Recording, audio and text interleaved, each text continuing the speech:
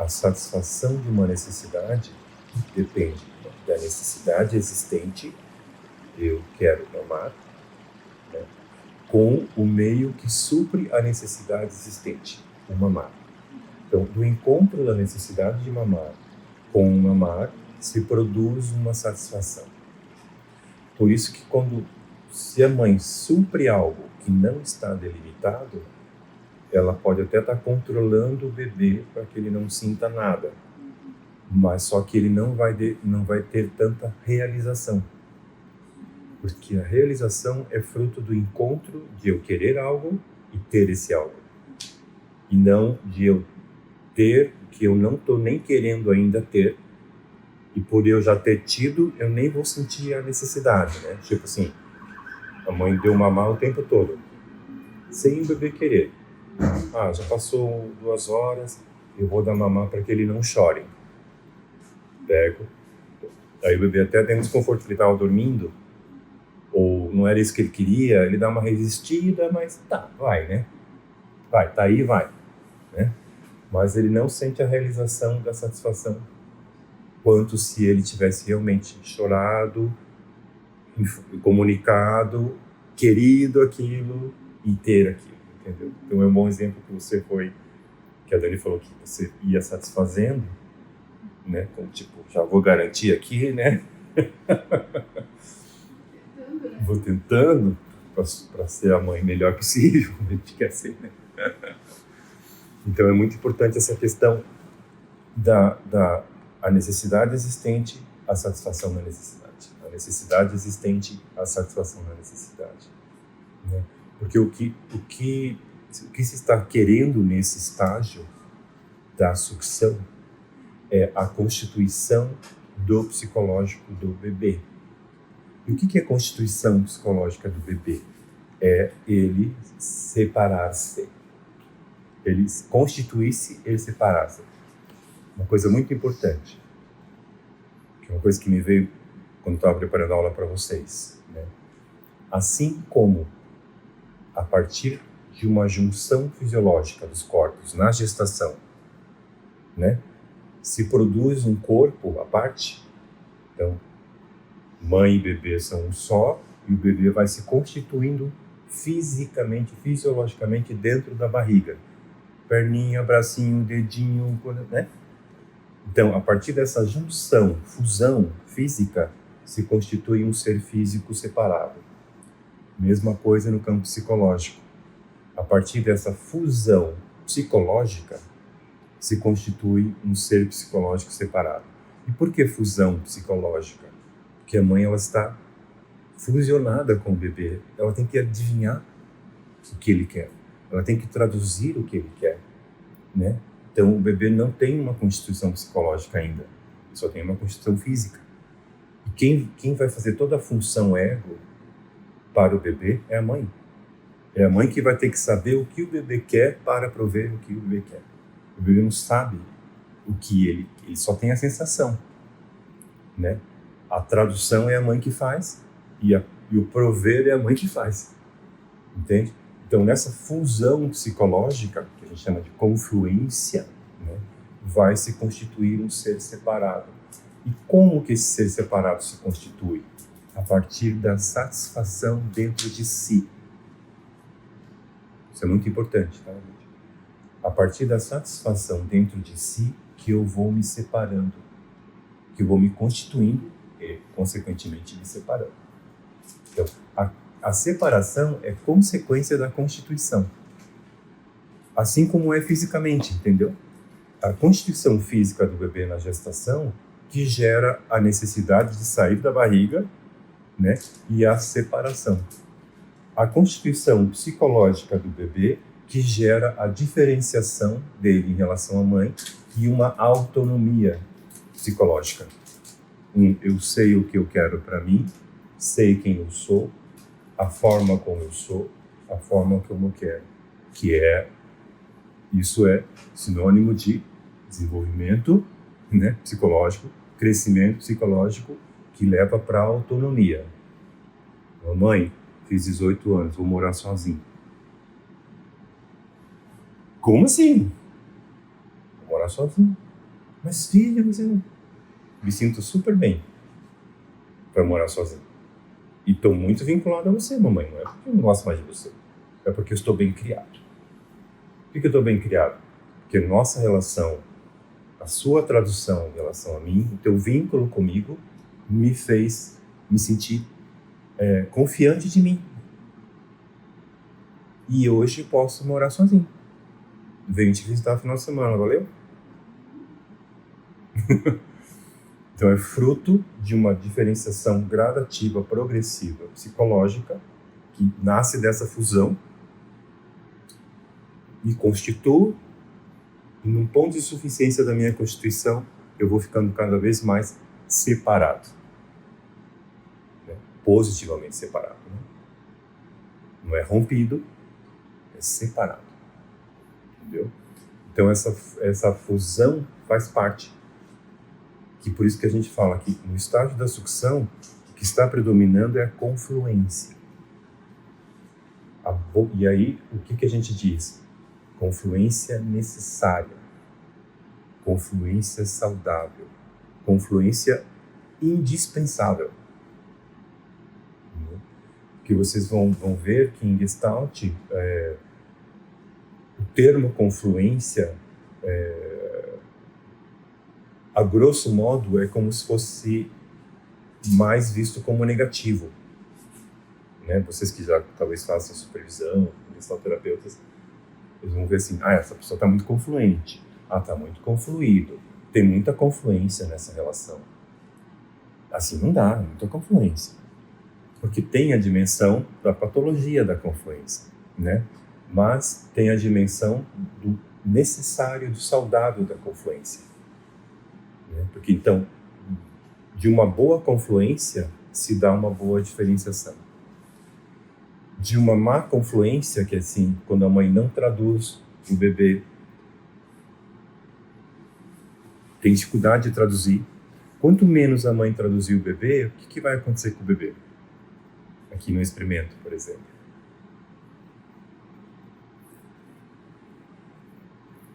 Mais irritado, mais choro, mais insatisfação. E aí, no momento em que você está no sofrimento de não estar sendo traduzida, super normal, minha Lili. Não existe mãe perfeita mesmo. Inclusive, a mãe perfeita justamente vai ter essa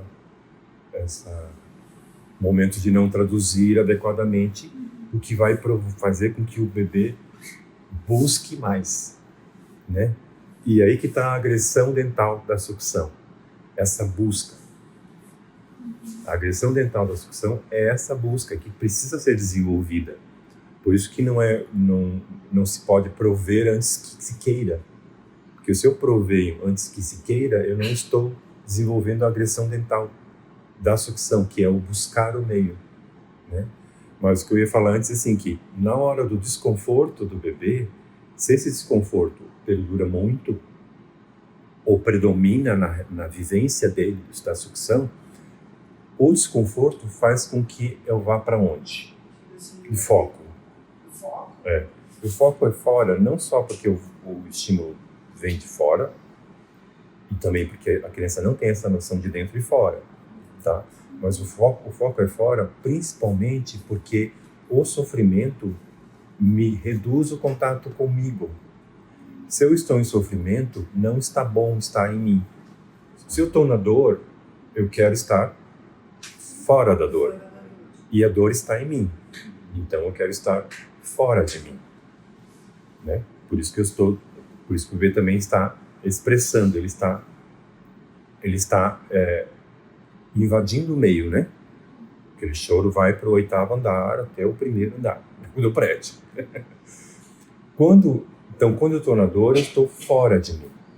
Quando eu estou na satisfação, o que acontece com o bebê? Está totalmente nele. Né? A gente que já deu de mamar para bebê, tem a famosa expressão estado de nirvana, né? Quando o bebê, né, o bebê quando está bem satisfeito, assim, parece que ele entra num estado de zen, assim, de meditação zen, assim, completamente introspeccionado, completamente ensimesmado, com muita paz. Né? Então, a satisfação, estou falando realmente um construto teórico para a gente, né? A satisfação leva para si mesmo. A insatisfação leva para fora de si. Mas o sofrimento é onde? É dentro ou fora? É dentro, lógico. Mas eu estou na busca de algo que me cesse. Então eu estou para fora. Quando vem a satisfação, eu estou em mim mesmo. Né? Então todo esse movimento de uma necessidade que se constitui, a busca de satisfação, a satisfação realizada, que leva para mim mesmo, vai costurando o meu psicológico. Vai desenvolver, cada vez que eu me volto para mim mesmo, é um degrauzinho a mais no meu processo de diferenciação. Porque eu vou cada vez mais sentindo que a necessidade é minha, né? E que aqui está eu que quero, e lá fora está o meio que me satisfaz.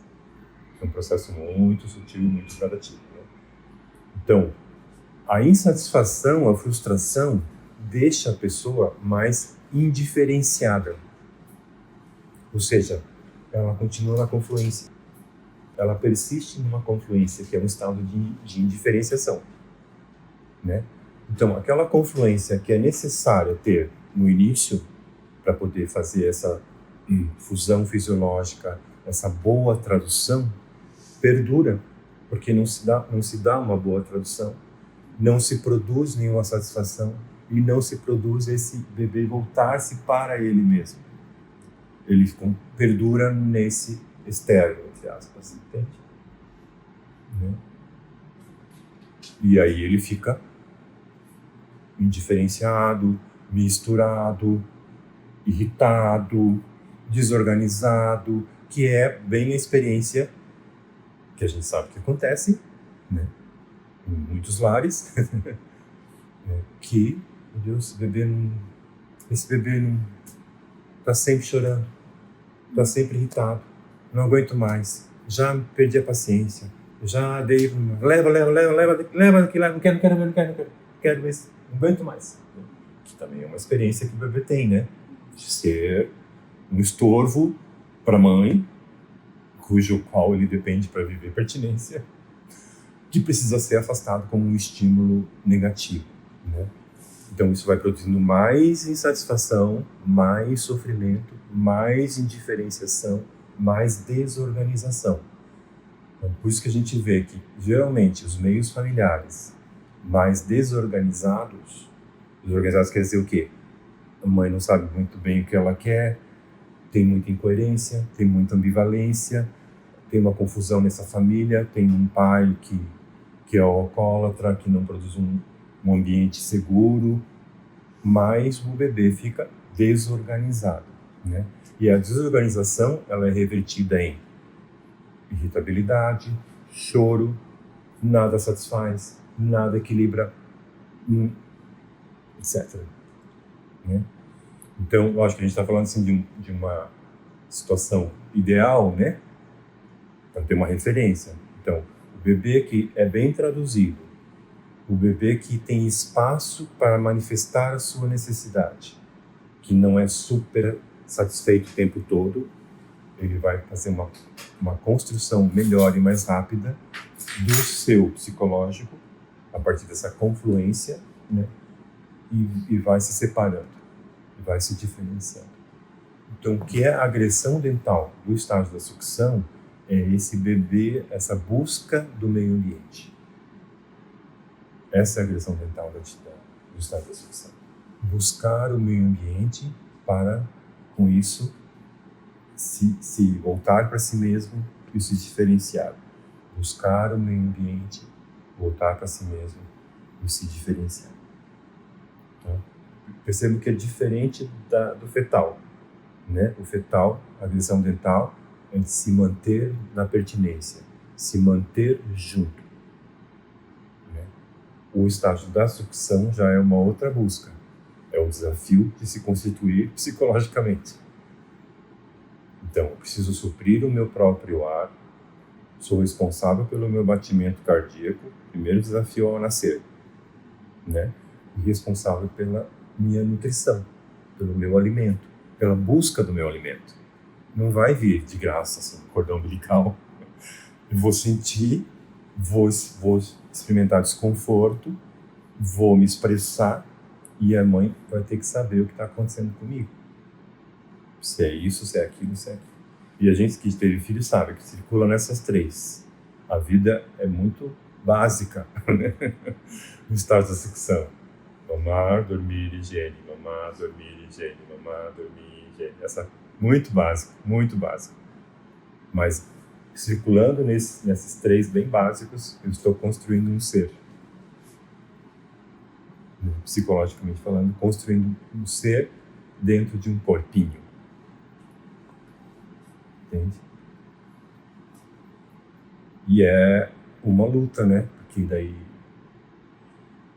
você vai dormir na hora que o bebê dorme, você às vezes não sabe o que ele está querendo, acontece que ele quer mamar, mas ele tem cólica, e aí a cólica confunde com a fome. Mas uma das coisas mais fáceis é a higiene, né? A fralda está suja, troca, né? É porque a gente não precisa esperar e pedir para trocar a fralda, né? Já troca. Mas dormir e fome é perrengue, né? Então é esse diálogo, nessa confluência, né? E a mãe está nessa confluência com o bebê. Isso é muito importante. Então, a confluência é muito bem-vinda. Então a nossa questão aqui é: teve uma boa confluência? Teve uma boa confluência? Ah, não, minha mãe era muito independente. Minha mãe ela tinha os horários dela, ela tinha o horário da ginástica, o horário do pilates, né? Então, não queria saber não. Deixava lá o mamar, alguém dava.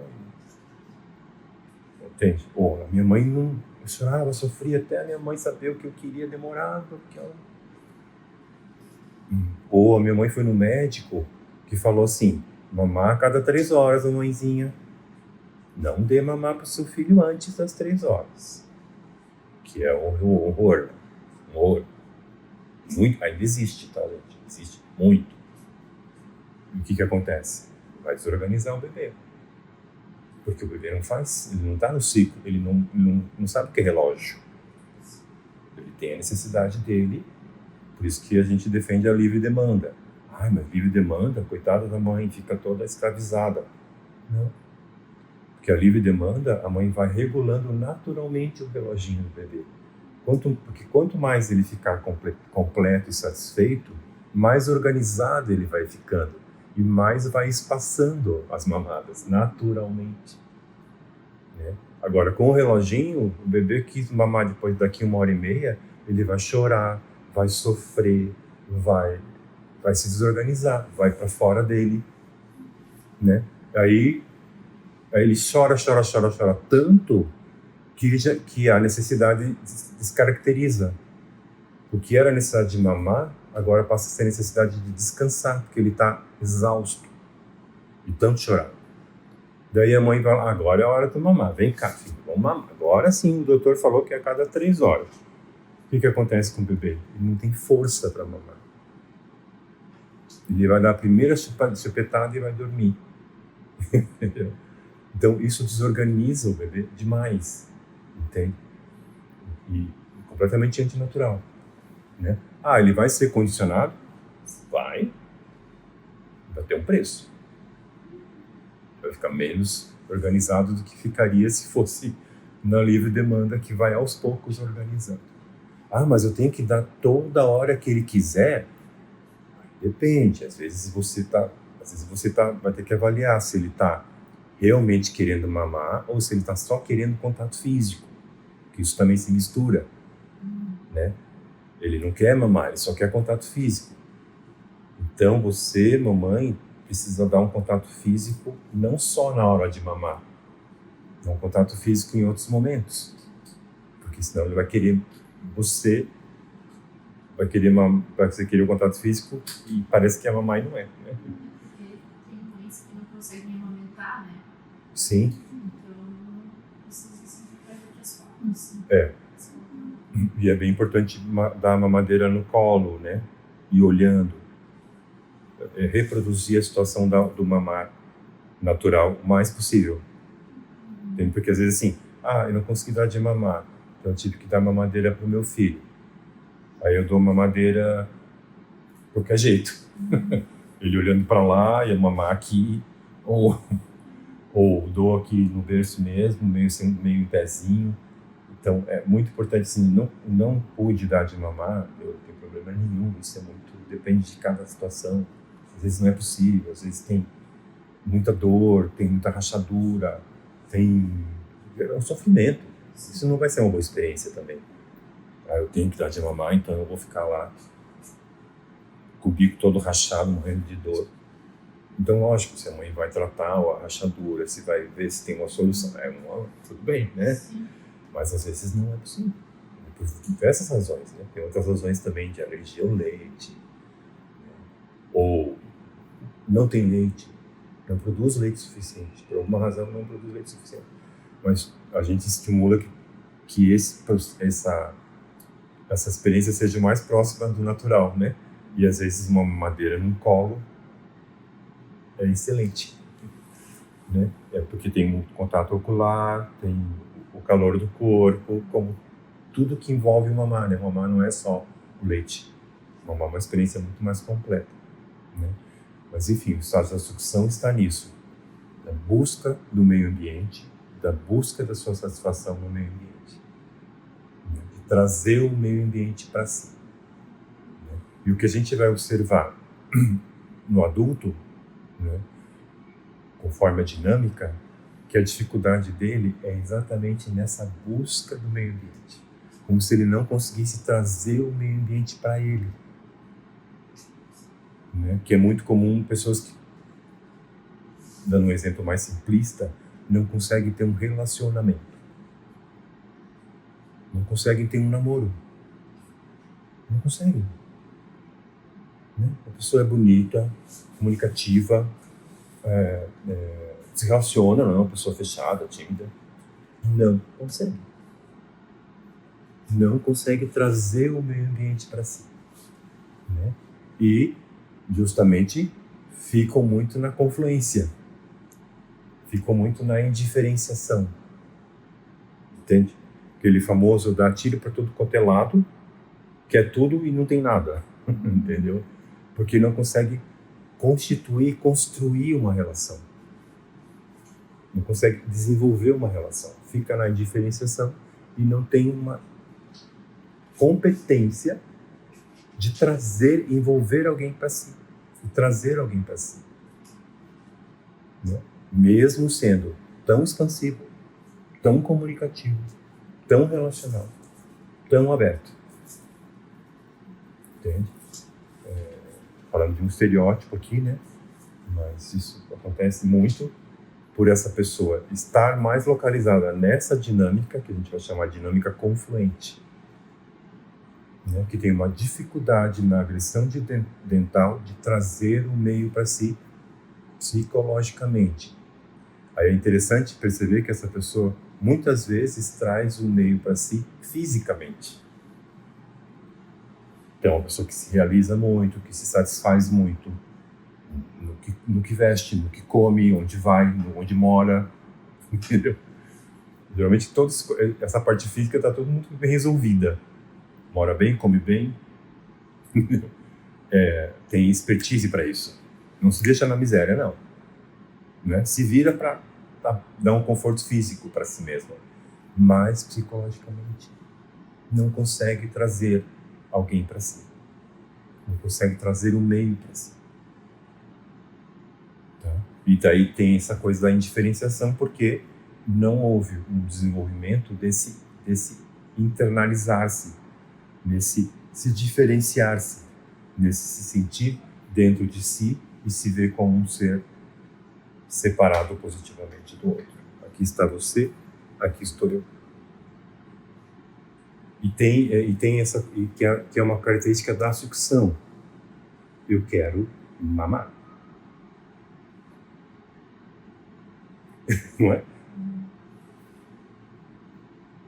Eu quero mamar. Não interessa. É assim que o bebê faz. Não interessa, eu quero mamar e eu vou ficar chorando até você me satisfazer. Não importa os vizinhos, não importa o teu sono, não importa nada. Que o bebê é assim naturalmente, e é certo ser assim. Ele está desenvolvendo-se, né? Então, a pessoa dinâmica confluente, por ter uma interrupção nesse estágio, ela fica assim, eu quero isso. Daí ela fica no estágio regredido, né? Que daí é um aspecto da dinâmica que vai tender a mais imaturidade, né?